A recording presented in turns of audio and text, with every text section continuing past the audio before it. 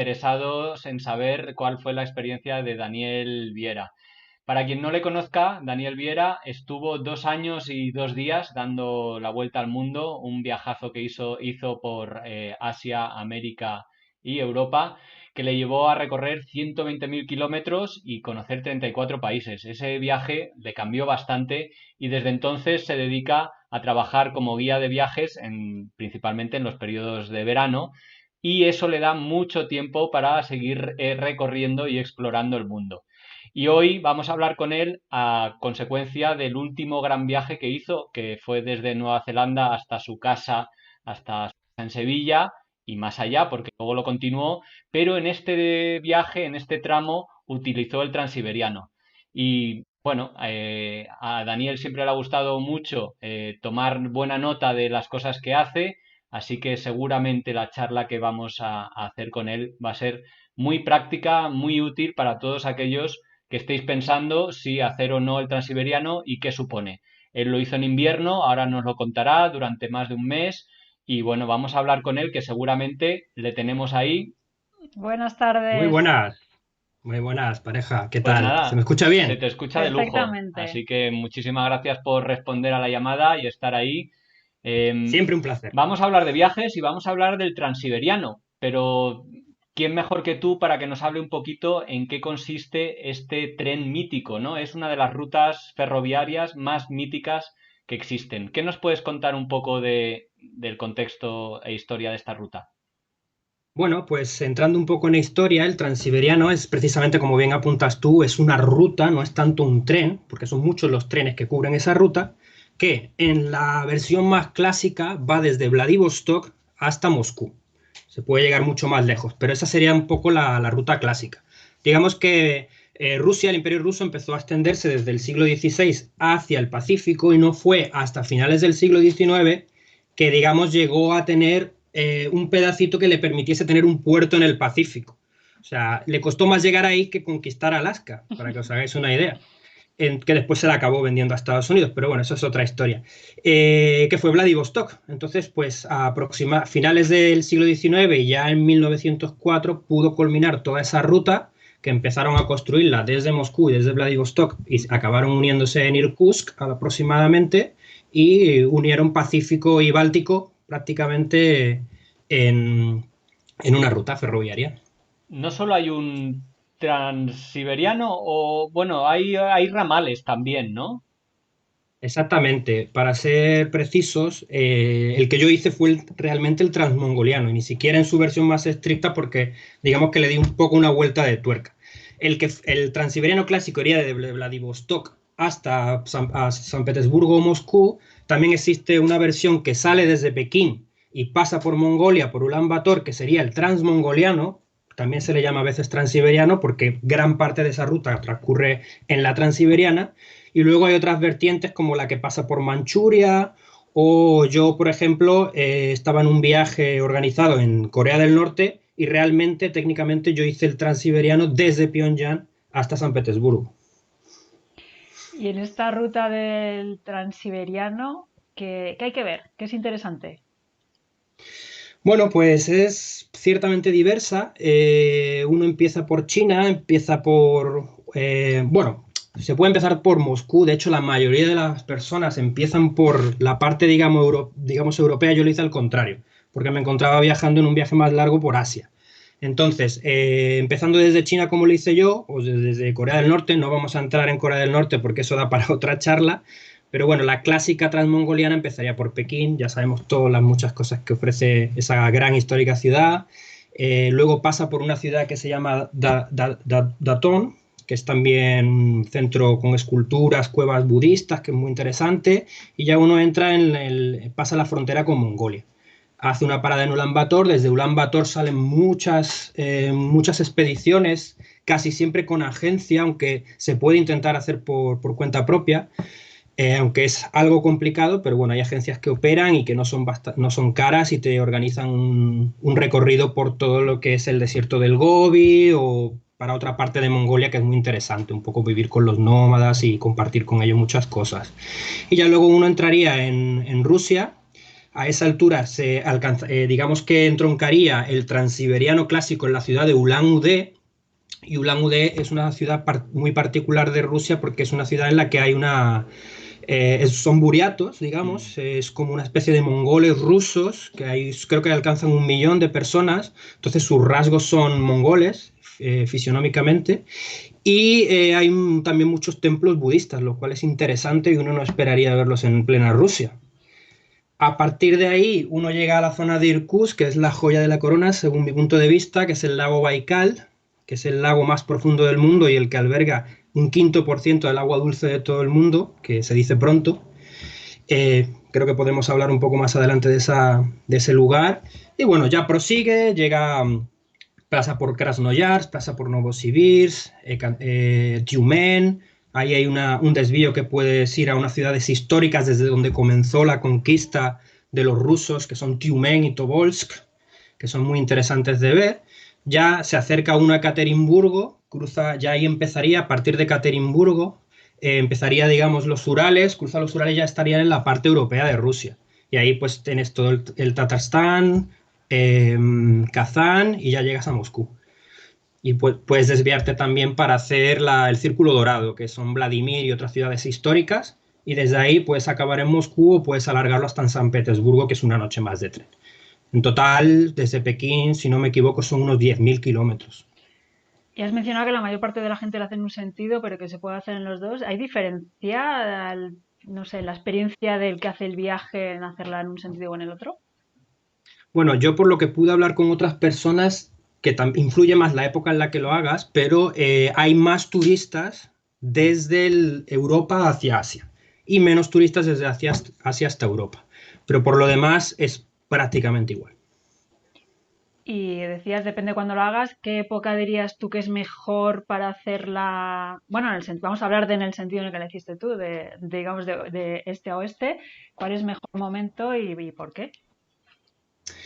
Bueno, eso es una pregunta difícil de contestar porque cada época del año tiene una parte buena, pero también tiene una parte negativa. Por ejemplo, en verano, pues te permite disfrutar un poco más de la naturaleza, pero a la vez, según me dijeron, yo la hice al final de invierno, según me dijeron, hay muchos mosquitos, hace calor, pese a estar en plena Siberia, y sobre todo hay muchos más turistas, como que tienes que sacar los billetes con un poco más de antelación, etcétera. Yo, por ejemplo, la hice en marzo aproximadamente, que es la época en la que, por ejemplo, el lago Baikal ya está completamente congelado y puedes caminar por él, incluso hay rutas de coches que pasan por arriba y es una gozada, es impresionante. Y bueno, el invierno no era tan crudo como a lo mejor el de enero o febrero, en la que se alcanza hasta menos 40 grados. Estábamos a menos 10 grados y casi que los rusos estaban en manga corta, exagerando un poco. Es algo más soportable. Pero bueno, igualmente los paisajes nevados que uno tiene en el imaginario del transiberiano, los cuales son una gozada. Y, y bueno, no hay tanta gente como en verano y se va más a gusto en el tren porque tienen calefacción, están más preparados los trenes para el invierno que para el verano. Háblanos un poquito de los trenes, efectivamente. Hay diferentes clases, hay unas más cómodas, menos incómodas. Son todo cama con camas. ¿Cómo es el tren por dentro? Bueno, pues el tren va a variar mucho también si estamos hablando de los trenes chinos y los trenes rusos. Los trenes mongoles son muy parecidos a los trenes rusos o los de toda la parte de la ex Unión Soviética. También luego los estanes son muy parecidos. Y los chinos son un poco más modernos, también un 20% más caros también. Los chinos tienen prácticamente 4 clases. Dos de ellas vas sentado, uno digamos que sería una tercera clase y una primera, que dicen que son hard y soft seat. Y en los que vas, digamos, en cama es parecido. Yo los de primera clase en cama nunca los vi, pero los de segunda clase, que ellos llaman, que son duros, se va muy a gusto. Entonces son compartimentos abiertos con literas de 3 niveles y un pasillo libre en el que uno cabe perfectamente. Yo mido 1,80 m y no tenía ningún problema, los pies no me salían, hay tope. Y ese, pues para que os hagáis una idea, en esa clase cuesta si no me equivoco, unos 250 yuanes, que son unos, no, perdón, son unos 25,30 € al cambio, más o menos un trayecto de 1000 kilómetros, una noche y una mañana, que es más o menos lo que se suele hacer cada vez. Luego ya en la parte exsoviética, sea Rusia o Mongolia, no, por lo general no hay asientos, son más trenes camas y ahí hay tres clases. La clase más barata, que es en la que yo viajaba, que más o menos un trayecto de 1000 kilómetros cuesta unos 20-25 € al cambio, que son unos 4000 rublos, creo, no recuerdo muy bien. Se llama Platzkarny, ¿vale? Entonces, en esa se va muy cómodo. Son parecidos a los chinos, solo que en el pasillo hay también 2 literas laterales, con lo cual se come un poco de sitio. Eso hace que las camas sean un pelín más cortas, ¿vale? Eso es importante si uno es alto, pero igualmente se va muy cómodo. Y la vida en esos, que son espacios abiertos, luego hay otras dos clases que son coupé y spalny wagon. Esos ya son habitáculos cerrados. La segunda clase serían 2 literas en cada habitáculo, 4 personas, y luego hay unas cabinas que son de 2 camas nada más, que son más caras, como que el precio se duplica cada vez exponencialmente. Y la vida es muy entretenida, se interactúa mucho con la gente, pese a lo que, lo que se pueda pensar, los rusos son bastante cálidos y les gusta mucho charlar o intentarlo. El ruso es un idioma difícil, pero bueno, aprender unas cuantas palabras la verdad es que abre muchas puertas y, y la vida en el tren es parte del viaje en sí misma, la verdad, es una gozada. Tú comentabas que el transiberiano en realidad es una ruta que va unida por trenes, ¿no? Y supongo que tú ibas subiendo y bajando esos trenes. ¿Cómo fue ese viaje? Tu viaje duró, si no me equivoco, un mes. ¿En cuántos trenes subiste y bajaste? Es decir, ¿cuántas etapas hiciste en el camino?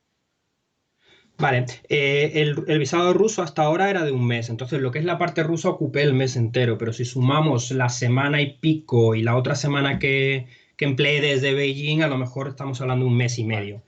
Entonces, pues yo hice Beijing-Datón, Datón la frontera con Mongolia, ahí hice solo 2 tramos, hacia Ulaanbaatar y desde Ulaanbaatar hasta Ulan-Ude, y ahí más, por lo general hice tramos de 1000 kilómetros cada vez, es decir, de Ulan-Ude hasta Irkutsk hay unos 1000 kilómetros, que se cubre más o menos en unas 18 o 22 horas, dependiendo del tipo de tren también, que varían en velocidades, y así hasta Moscú y San Petersburgo. Entonces, pues haría aproximadamente, tengo hasta aquí todos los billetes que los guardo de recuerdo, pero bueno, dentro de Rusia, para que os hagáis una idea, sin contar el desvío que hice a Tobolsk, pues a lo mejor fueron unos 5 o 6 tramos. Hice unas 5 o 6 paradas aproximadamente. La más larga fue el tramo de Irkutsk a Novosibirsk, que es la capital de Siberia, y ahí en el medio está Krasnoyarsk, que bueno, tiene algo de naturaleza, pero al ser invierno no se podían hacer los trekking todavía, y entonces digamos que me la salté, y fueron 30, casi 40 horas en un tren, 2 Entonces noches. tú lo que hacías era hacer el recorrido en el tren de un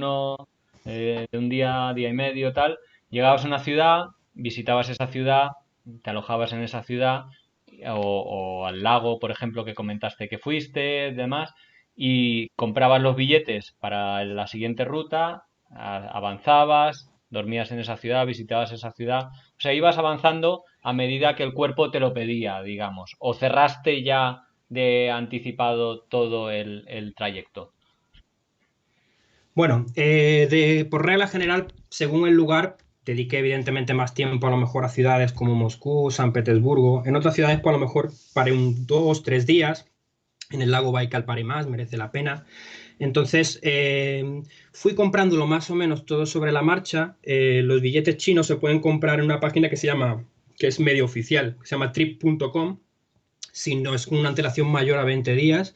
Y los billetes rusos creo que también hay una página oficial que abrieron en inglés desde el Mundial y va bastante bien. Pero realmente, a no ser que vayas en verano, que la cosa un poco se llena más, tienes que comprarlos con cierta antelación, al menos unos días. Sobre todo si vas viajando con más gente y queréis ir juntos, como en mi caso, yo viajé con un amigo y queríamos ir siempre juntos, y después también hay sitios mejores que otros. Entonces, por ejemplo, es más confortable ir en el centro del vagón, eso si hay gente que lo ha hecho lo entenderá también, o si lo hacen, porque hay menos ruidos, están más lejos de los baños y de las puertas, y vas más tranquilo que ir pegados a ellas. Entonces, eso se agotan antes, ¿no? Son truquillos que luego uno va aprendiendo. Entonces, bueno, yo lo compré con cierta antelación, pero por eso, por asegurarme eso, pero en esa época del año iban casi vacíos. Es también importante decir que la mayoría de los pasajeros de esos trenes no son turistas, sino son rusos. Esos son trenes que los usa mayoritariamente la gente local. ¿Y cómo es la vida en el tren? Porque te pasas muchas horas, ¿cómo es el día a día? ¿Hay opciones para comer o beber? ¿Hay algún tipo de distracción? O sea, ¿hay televisiones o algo? Y también un poco tu experiencia de cómo es, si hay gente, si charlan, si son muy serios, si cada uno va a su bola o hay un poco de vida comunitaria ya que pasas tantas horas ahí. Pues la verdad es que es una vida bastante contemplativa, da para mirar mucho por la ventana, da para interactuar mucho con la gente en la medida en que uno sepa hablar ruso. Hay gente más joven que a lo mejor se envalentona un poco más con el inglés. Y luego, bueno, en la mayoría de los trenes, que no use mucho, hay un vagón bar que tiene algunas opciones de comida, y las paradas son muy breves en las estaciones, por lo general. Entonces, lo que yo hacía era llevarme mi propia comida y me la gestionaba allí. Tanto en los chinos como en los rusos siempre hay un tanque de agua caliente en la que uno se puede hacer test todo el tiempo y sopas instantáneas de estas que venden ya preparadas solo para echarle el agua caliente. Entonces, bueno, puedes tomar algo caliente siempre que quieras. Y bueno, por lo general eso, pues hablas con unos, con otros, te puedes llevar, ofreces té, si tienes té, yo me llevé un termito o una teterita, que la verdad es que se le da bastante uso por eso. Y, y luego la gente va bajando y va subiendo, entonces se va renovando, digamos, los pasajeros y los compañeros de viajes. Y sí, es muy entretenido. Luego a veces también está bien llevar un libro, un ordenador para ver alguna película. Mira, hay una chica que está preguntando por aquí que si hay opciones vegetarianas en el restaurante. Entiendo que tal vez sea lo mejor llevarse su propia comida. Sí, los rusos son muy dados a comer carne. Yo soy vegetariano desde hace un par de años. Los rusos son muy dados a comer carne y sí se complica un poco. A mí me tocó justo la época de Cuaresma previa a la Semana Santa y había siempre opciones vegetarianas, casualmente. Pero por lo general es mejor ir a un supermercado antes y comprarte lo que te vayas a comer y no confiar tanto en los bares, en el vagón bar, sin duda. Una cosa, hay que llevar saco, por ejemplo, hay sábanas, ¿qué cosa, cómo ibas equipado tú? ¿Hay duchas también, por ejemplo? Bueno, las duchas yo no las vi en esa clase, puede que en Claro. primera clase haya, pero sinceramente no las vi. Y luego ellos te dan siempre unas sabanitas limpias que las abres tú desde del paquete de plástico y te las pones y por lo general la calefacción va a tope y no tienes necesidad de taparte con saco. Pero bueno, siempre es aconsejable llevarse un saquito porque te puede hacer falta. Preguntaban también por aquí si los compartimentos son mixtos o están divididos por sexos y eso. Completamente mixtos. Uno de los consejos que se da a chicas que a lo mejor van viajando solas es que es mejor viajar en esta clase en la que los compartimentos son amplios, no tanto por la seguridad, porque realmente es bastante seguro, cada vagón tiene un responsable que está siempre pendiente y no hay ningún tipo de problema, pero bueno, te puedes sentir menos agobiada que si, por ejemplo, te toca en una cabina de cuatro encerrarte con tres señores, ¿no? Entonces, bueno, en ese sentido aconsejo esta clase que se llama Platzkarni, que es la tercera clase y es estupenda, vamos, yo creo que no merece la pena pagar el doble por un coupé porque se va muy bien, se va muy cómodo. Vale, nos hacían otra pregunta por aquí por el chat que si tú crees que en algún tramo alguien se puede colar, pero no es para él, ¿eh? Es para un amigo suyo. Pues en China definitivamente no, porque hay controles desde que entras a la estación. Y en Rusia, hasta donde recuerdo, tampoco. Te controlan el ticket, el revisor que va en tu vagón desde el principio y luego te lo vuelve a controlar para ver que te has sentado en el sitio que te corresponde. O sea que imposible. Vale. También nos hace una pregunta que es de la ruta, que decías tú que el Transiberiano no es solo un tren, sino una ruta, si hay una alternativa paralela para ir en coche o en moto, en otro vehículo, pero ir haciendo el mismo recorrido que estos trenes. Sí, sin duda el Transiberiano es una de las ciudades más importantes de toda Rusia y luego de China y Mongolia y hay una carretera también, se podría hacer. Pero bueno, parte de la magia yo creo que es hacerlo en tren. Es parte intrínseca de este viaje, de esta ruta. Pero se puede, sin duda, se puede. ¿Qué nos cuentas de la seguridad que se respira en los vagones y a ti como viajando en esas zonas tan remotas de Rusia, de China, Mongolia? Pues en general, pues China es un país súper seguro. Mongolia lo es también relativamente, es tierra un poco más bárbara en cierta manera, pero no tienes por qué tener ningún problema tampoco. Y Rusia también, yo lo encontré bastante seguro. Igual en las grandes ciudades un poco menos, hay barrios y barrios como en cualquier otro lugar, pero en general es muy seguro, son países muy seguros y dentro del tren yo me sentí completamente seguro todo el tiempo. Obviamente, si vas a ir al baño, pues te llevas los efectos más de valor o si vas viajando con alguien siempre que esté pendiente, pero son cosas de sentido común que yo haría hasta en Japón. O sea, nada, lo único, en teoría en los trenes rusos está prohibido fumar y beber, pero he de decir que yo vi algún que otro borracho y gente fumando entre los vagones. Ya. Pero bueno, por lo demás se respeta y es seguro, la verdad. Oye, cuéntanos alguna, antes las has esbozado, algunas de las cosas que más te llamaron y te gustaron la atención del recorrido, no tanto del tren, sino de los lugares que visitaste, como por ejemplo el lago, ¿no? Cuéntanos un poquito cómo es estar en el lago Baikal en invierno.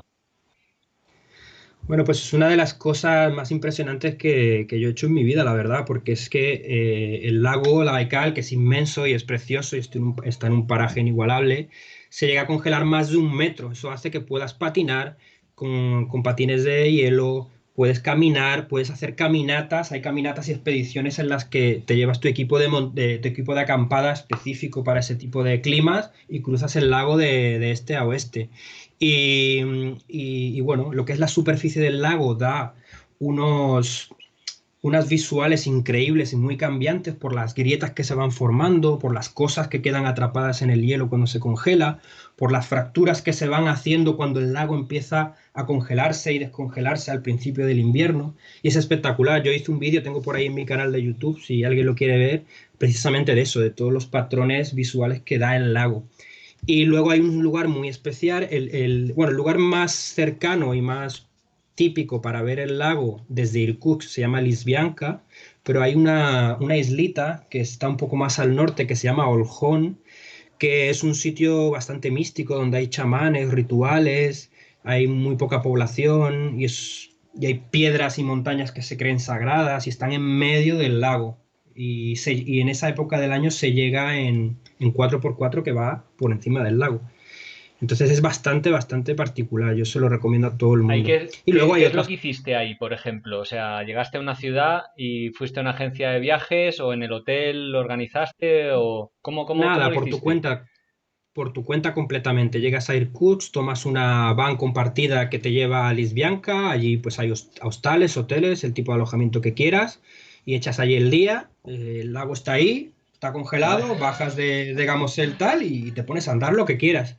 Y luego, bueno, si te gusta un poco patinar sobre hielo, pues alquilan patines sobre hielo a nada y menos, a 1 euro, 2 euros al cambio la hora, te los pones y a patinar, con cuidado de no partirte algo, pero es fascinante. Y luego, bueno, si ya quieres algo un poco, hay expediciones de kilómetros y kilómetros patinando o caminando, que tienes que ir con unos crampones. Si quieres hacer algo un poco más largo, pues es aconsejable ir con algunos crampones. Y eso ya iría con agencia. Y para ir a Olhón igual, puedes ir por tu cuenta. Yo usé mucho Couchsurfing y hasta me alojó un señor allí en plena isla de Olhón y me prestó sus patines de hielo y patiné con ellos. Bueno, bastante por tu cuenta, bastante por libre. ¿Qué otros lugares recuerdas así que hicieras cosas muy especiales en este trayecto?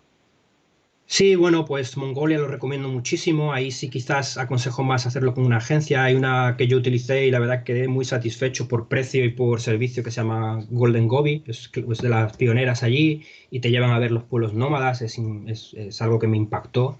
Luego ya entrando de nuevo en la parte rusa, pues Ulan-Ude con sus templos budistas es algo bastante particular. Ya adentrándonos un poco más hacia... Ya luego hay ciertas ciudades más modernas como Krasnoyarsk, como Novosibirsk que son más modernas, son más repetitivas, pero bueno, igualmente son interesantes. Y ya entrando en Ekaterimburgo entra un poco, bueno, la parte, hay ciudades un poco ya más históricas de cara a Tiumen, Tobolsk, Ekaterimburgo.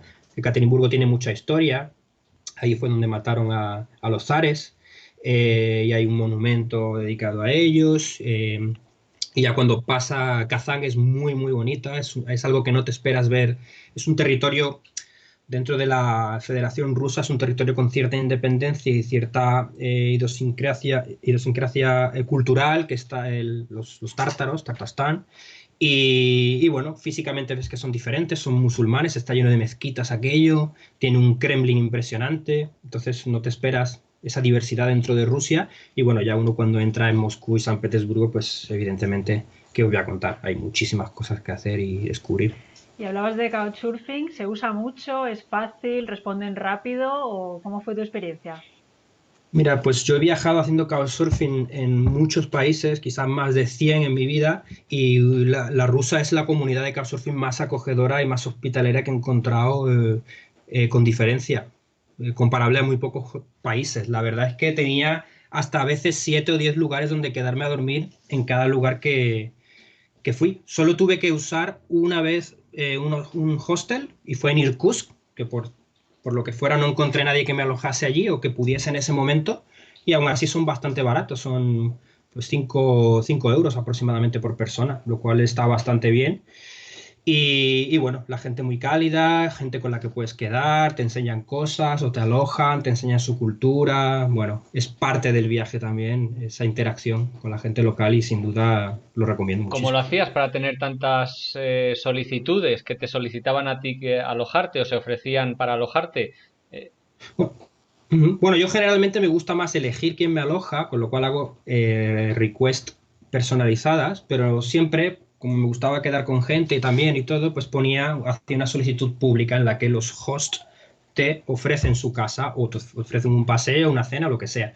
Entonces, bueno, hacía ambas y siempre me quedaba un poco con la que me convenía más. Y sí, me llegaban muchas, siempre, no exagero, unas 5 6 7 10 a veces, lugares donde quedarme en cada ciudad. Nunca me ha pasado eso en otro país, la verdad. Gente muy acogedora. Mira, nos han hecho aquí un par de preguntas que están muy relacionadas con la temperatura. Por una parte preguntaban que si en invierno las temperaturas son siempre bajo cero y mucho bajo cero, y qué ropa llevabas precisamente para combatir el frío.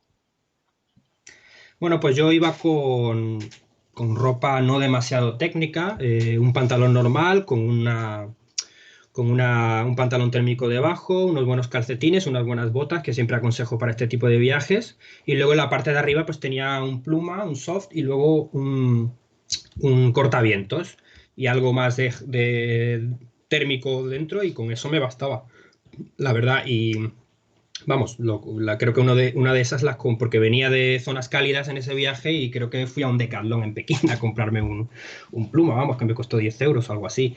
O sea que no es mayor problema. Y lo que te haga falta por el camino, hay un montón de tiendas de deportes en Rusia con marcas propias que son muy buenas y muy asequibles. Se puede comprar. Entonces yo, en ese final de verano, inicio de primavera, encontré temperaturas de -15 en la noche y a lo mejor incluso 0, 1 grado, -5 en en el día, pero me contaban que 3 semanas antes había habido una ola de estas de invernales frías y habían estado a -40 ¡Buah! o algo así. Pero no es lo normal, no es lo normal. O sea, son inviernos fríos, sí, sin duda. No voy a descubrir nada aquí ahora, pero por eso aconsejo mucho esa época del año de marzo en la que ya no es tan frío, tienes mucha nieve, a veces en las ciudades es una nieve que se acumula durante todo el año y ya empieza a derretirse y a mezclarse un poco con la suciedad de las calles y no queda muy fotogénico, digamos, pero se ganan otras cosas y entre ellas esas. Es un invierno, una temperatura soportable con lagos congelados, paisajes nevados, etcétera.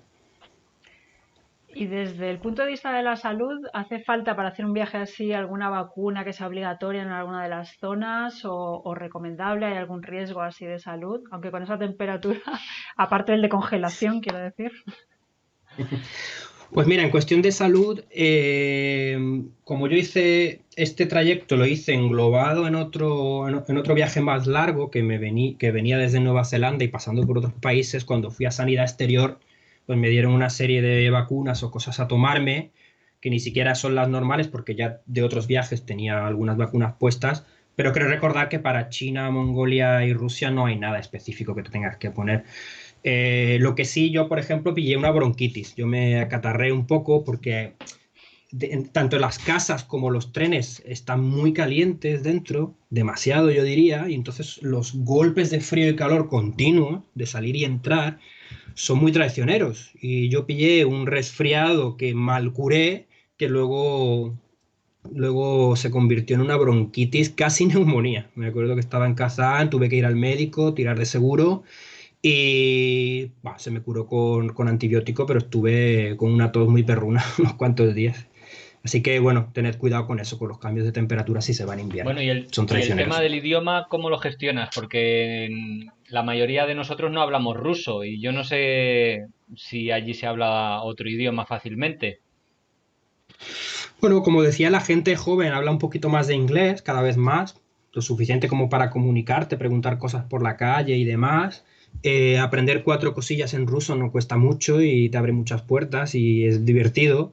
Pero bueno, la verdad es que yo veía a otros viajeros que a lo mejor venían de Europa del Este, que habían estudiado en época soviética ruso en las escuelas y la verdad es que era un plus en cuanto a interacción cultural en el viaje. Cuanto más ruso mejor, pero se puede sobrevivir sin saber nada de ruso también. Lo que sí recomiendo mucho es aprender a leer cirílico. Es algo que parece complicado, pero no lo es tanto.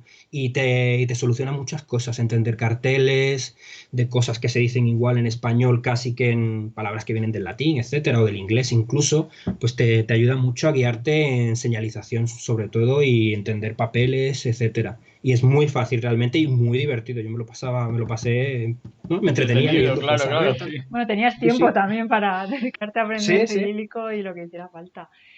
Y Dani, nosotros sabemos que tú eres una persona muy concienzuda, que se va anotando todo y que lleva un control de sus gastos. Entonces, cuéntanos, que a la gente le interesa mucho, cuánta pasta te gastaste en hacer este viaje y El tramo del el Transiberiano, tramo del sí. Transiberiano, cuánto dinero es el mínimo que hace falta para hacer esta ruta. Bueno, pues puedes cubrir toda la ruta desde Pekín hasta San Petersburgo o Moscú fácilmente por no más de 250 euros. Yo a veces leo informaciones, ahora que he estado revisando algunas páginas, que dicen que te cuesta pues 500, 600, 1000 euros, pues igual si vas en una clase mejor, pero si vas en estas clases que están muy bien, lo repito, te lo puedes hacer en cuanto a transporte todo entre 200 y 300 euros. O sea que yo creo que para 10.000 kilómetros no está nada mal. Luego se come muy barato, muy, muy, muy barato. En Rusia, tanto de supermercado como muchos comedores, cantín, que le llaman allí, cantinas, esto lo vaya, creo que es en ruso, y se come por 3 euros al cambio en rublos, y es muy barato también. El alojamiento, si tiras de couchsurfing, pues te ahorras un gran dinero. Si vas de hostels, pues calculando aproximadamente unos 5 euros al día. Entonces yo creo que se puede hacer con un presupuesto de incluso 15 euros al día. Bueno, ya si te vas cada noche a beber, a inflarte a cervezas, pues se sube un poco más, O a pero... vodka, o a vodka. O a vodka también, sí. Que es barato, por cierto. Es bastante barato, la verdad. Rusia es muy barato. Y China y Mongolia también. Igual en China y Mongolia a lo mejor cuestan más las actividades que hagas y las entradas a los lugares. Una cosa que recomiendo mucho, porque también es muy barato en Rusia, es hacer actividades del tipo cultural, por ejemplo. Todo lo que es ballet, ópera, hay en casi todas las ciudades de una calidad inmensa y las entradas van desde 2, 3, 4 euros al cambio. Y es algo, vamos, que aquí en España te cuesta pues, 10 veces más fácilmente y de peor calidad a lo mejor o de la misma. Pero es algo que animo a la gente que aproveche a hacer allí. Yo fui hasta algún partido de fútbol, museos, todo baratísimo, baratísimo.